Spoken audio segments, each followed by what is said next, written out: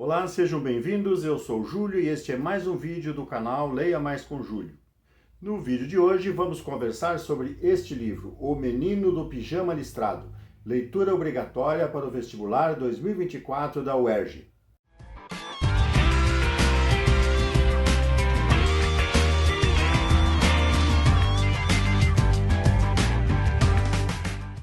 Neste livro, O Menino do Pijama Listrado, de John Boyle, nós vamos encontrar a narrativa do menino Bruno e a sua improvável amizade com um menino judeu chamado Shmuel, que era prisioneiro num campo de concentração.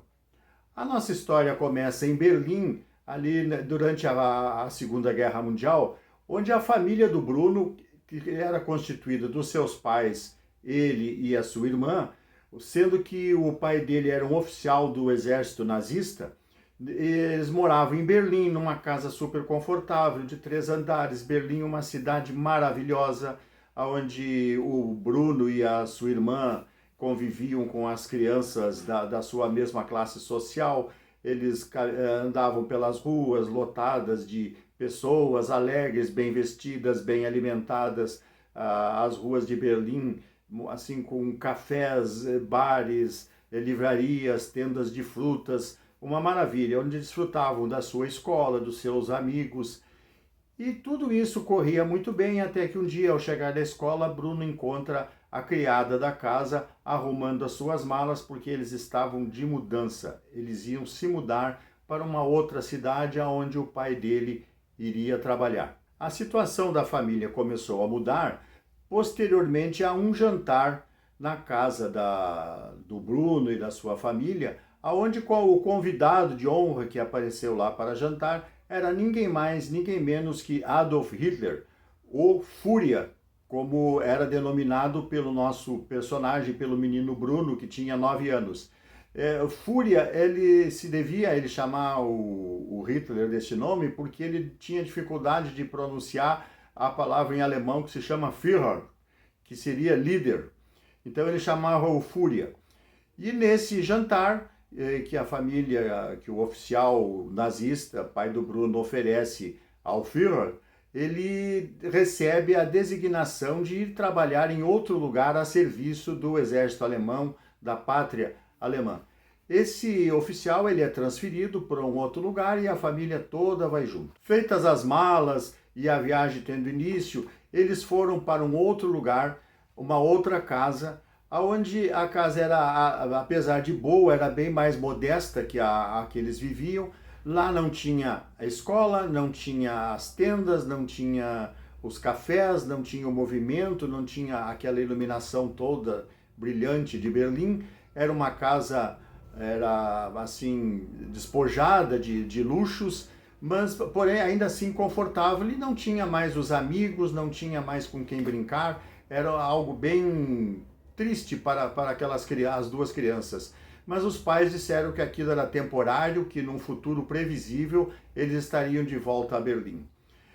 Começam a desarrumar as malas e o Bruno olha por uma janela para ver o que tinha para o lado de fora, e ele encontra somente uma cerca, onde ele via ao longe, dentro dessa área cercada, pessoas magras, sujas, com as cabeças raspadas, e todas elas usando uma mesma roupa, que era um pijama listrado. Depois o Bruno vem a saber que esse lugar não era na Alemanha, e sim na Polônia, um lugar denominado por ele, que ele ouviu o nome, chamado Haja Vista.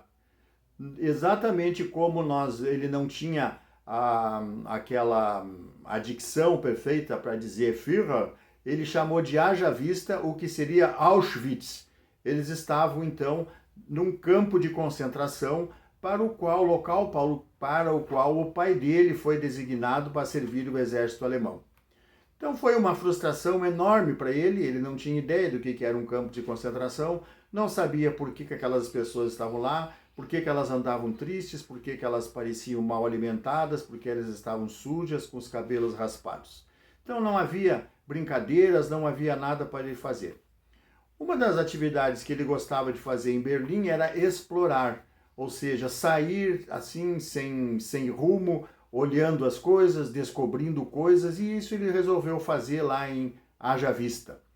Ele sai da casa, começa a andar por ali, começa a andar ao longo da cerca, era um lugar enorme, e ele vai cada vez mais longe, volta para casa, no dia seguinte ele vai um pouco mais longe, até que numa dessas incursões, ele vê ao longe um ponto e ele vai se aproximando, e à medida que ele vai indo, ele descobre que é um menino que está com um pijama listrado do outro lado da cerca, e ele passa a se encontrar com esse menino e conversar. Era o amigo que ele havia feito, era um menino judeu, prisioneiro de um campo de concentração, e o nome desse menino era Shmuel. Então ele conversa com esse menino, e na inocência dos dois, o Bruno começa a perguntar: por que você não sai daí? De que você brinca? Você não tem amigos? Ele descobre que esse menino está com fome, aí cada vez que ele vai visitar, ele coloca nos bolsos,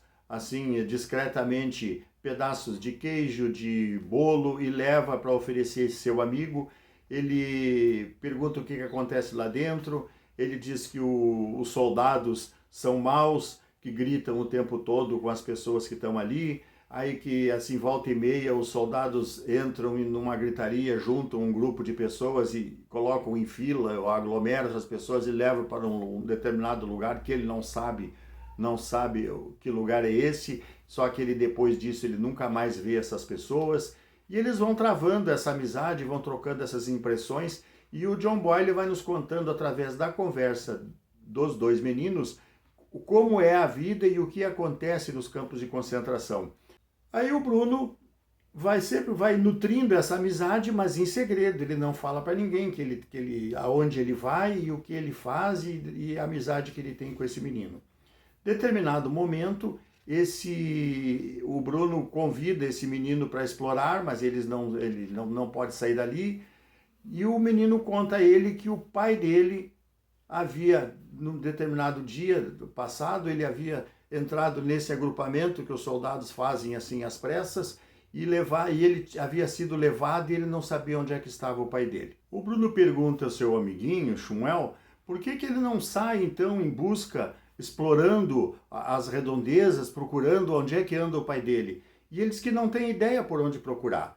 Então ele se propõe a ajudá-lo. Mas como é que ele vai ajudar se ele está do lado de cada cerca? Se ele fosse para o outro lado, ele não poderia, ele seria reconhecido e não teria, e os guardas não deixariam ele passar para lá. Então eles têm a brilhante ideia de dar um jeito de fazer o Bruno passar para o outro lado, a fim de que possa ajudar o seu amigo a procurar pelo seu pai que havia desaparecido.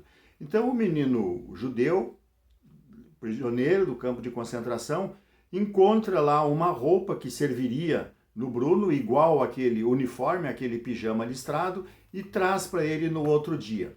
Eles se encontram ao lado da cerca, eles levantam a cerca o suficiente para que possa passar uma criança, o Bruno coloca as vestes de prisioneiro e saem ambos por dentro do campo, naquele ambiente embarrado, aquele ambiente hostil, à procura do pai do Shmuel. Ocorre que quando eles estão lá dentro, fazendo essa exploração, os soldados chegam, um grupo de pessoas, entre eles os dois meninos, e levam eles para um lugar desconhecido. Então o Bruno narra que ele não consegue se desvencilhar, e eles são colocados em um lugar escuro, onde a última coisa que ele se lembra é de agarrar a mão do seu amigo e se lembrar que dali para frente eles terão uma amizade eterna. Então o que aconteceu é que quando o Bruno estava lá dentro do campo, vestido com uma roupa de prisioneiro, ele não foi reconhecido e ele foi levado para um daqueles fornos onde os nazistas consumiam com os judeus que eram prisioneiros dos campos de concentração. A família, claro, da falta do Bruno, não voltou para casa, começam os soldados todos a fazerem buscas pela redondeza, onde o pai do Bruno encontra ao lado da cerca a roupa do seu filho dobrada, junto com as botinas, e aquele buraco, aquele vão onde ele podia ter passado, e ele entende toda a situação, tudo que aconteceu. Então é uma história bastante comovente, onde nós, através da amizade desses dois meninos, nós podemos ter uma ideia do que acontecia nos campos de concentração, como foi que os nazistas fizeram aquela barbaridade toda que nós conhecemos hoje por Holocausto. Então é um livro bem simples assim, bem emocionante, e que é o suficiente para vocês terem uma ideia na hora de fazer a prova do que acontece, dentro das páginas desse livro maravilhoso, que é um sucesso há bastante tempo já. A seguir, já tem vídeos no canal do Anos de Chumbo, do Chico Buarque, e o meu amigo pintor, da Lígia Bojunga. O próximo vídeo é Coração, Cabeça e Estômago, de Camilo Castelo Branco. Lembrando que você também pode ouvir consumir o conteúdo desse vídeo na plataforma do Spotify, no podcast Leia Mais com o Júlio. Se você gostou do vídeo, deixe seu like, se inscreva no canal e até a próxima.